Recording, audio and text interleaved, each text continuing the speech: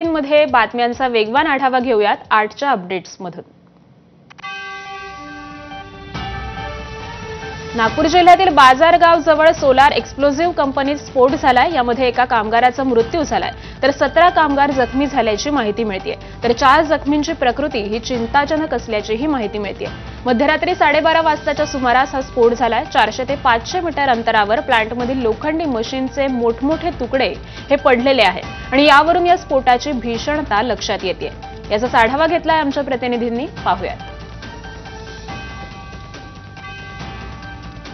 Solar explosive कंपनीमध्ये घडलेल्या भीषण स्फोटाची तीव्रता किती जास्त होती याची ही एक्सक्लुझिव्ह दृश्य आपण एबीपी माझावर पाहत आहोत। या ठिकाणी संबंधित CB1 प्लांटमधून स्फोट झाल्यानंतर बाहेर उडालेले हे विविध मशीन्सचे तुकडे आहेत।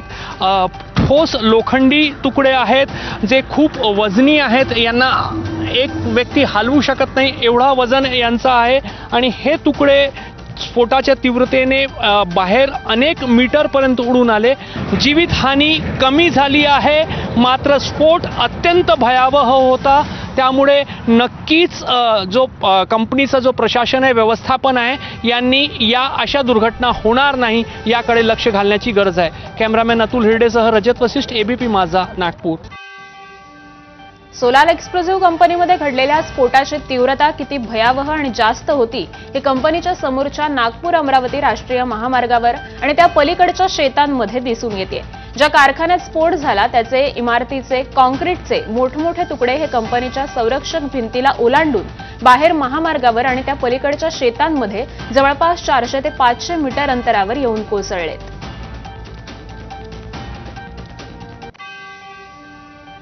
नागपूर जिल्ह्यातील बाजारगाव येथील सोलार एक्सप्लोजिव्हमध्ये काल घडलेली ब्लास्टची स्फोटाची घटना किती तीव्र होती याचा अंदाज नागपूर अमरावती महामार्गावर येतो।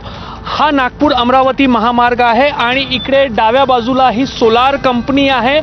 सुरुवातीला बफर झोन आहे आणि बफर झोनच्या नंतर आतमध्ये स्फोटकांवर प्रक्रिया करणारे विविध प्लांट आहे।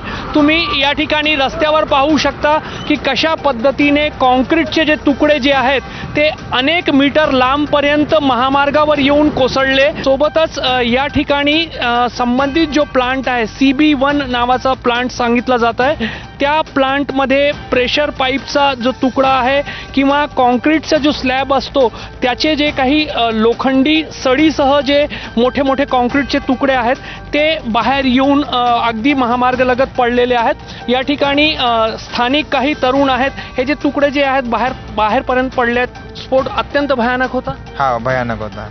तुम्ही रात्री कुठे होते? आवाज आला? आम्ही SBL एनर्जी लिमिटेडमध्ये होतो, तिथे 15 किलोमीटर इथून आहे, तिथे आवाज आला आहे। तो काय काय आहे तिथे?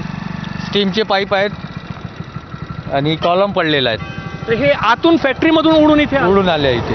हे बघा, प्लांटमधील आणखी एक हाऊस पाईप जो आहे तो या ठिकाणी अगदी डॅमेज स्वरूपामध्ये येऊन पडलेला आहे। हे पण कॉन्क्रीटचे काही तुकडे आहे जे अत्यंत लांबपर्यंत येऊन या ठिकाणी कोसळले आहे। हा इमारतीच्या पिल्लरचा भाग आहे जो संपूर्ण पिल्लर जो आहे तो जमिनीतून उखडून या ठिकाणी बाहेर येऊन पडलेला आहे। हा सुद्धा एक लोखंडी पाईप आहे जो त्या कंपनीमधून या ठिकाणी येऊन बाहेर पडल्याचं सांगितलं जात आहे। अगदी एवढा वजनी आहे की याला हलवणं सुद्धा कठीण आहे आणि एवढे वजनदार कॉन्क्रीटचे आणि लोखंडाचे तुकडे जर इथून जवळपास 200 मीटरपेक्षा जास्त अंतरावर सोलार कंपनीची भिंत आहे, बफर झोन आहे आणि त्याच्यानंतर तो संबंधित प्लांट आतमध्ये झाडांच्या पलीकडे असावा, तिथून इथपर्यंत जर लोखंडी आणि कॉन्क्रीटचे तुकडे येऊन पडले आहेत तर स्फोटाची तीव्रता किती भयावह होती हे आपल्याला लक्षात येते। कॅमेरामॅन अतुल हिरडेसह रजत वशिष्ठ, एबीपी माझा, बाजारगाव, नागपूर। दरम्यान अनिल देशमुखांनी घटनास्थळी जाऊन विचारपूस केली आहे। किती वाजताची घटना आहे? 12:30 ते 1 वाजता। तिथं काय हे धूर निघत होता का? हो, पहिले धुवा निघाला होता। हां, सुपरवायझरने सांगितलं होतं यांना, सुपरवायझरनं काही काळजी घेतली नाही। तुम्ही सांगितलं होतं सुपरवायझरला? हो, त्यांना सांगितलं होतं CB वाल्यांना, ते पोरं आहे ना तिथं दवाखान्यामध्ये आहे. मग सुपरवायझरने काळजी घेतली नाही, धुवा वाढला, ब्लॅक झाला, तुला कुठं डोक्याला लागलं होतं? डोक्याला लागलं आणि पाठीला.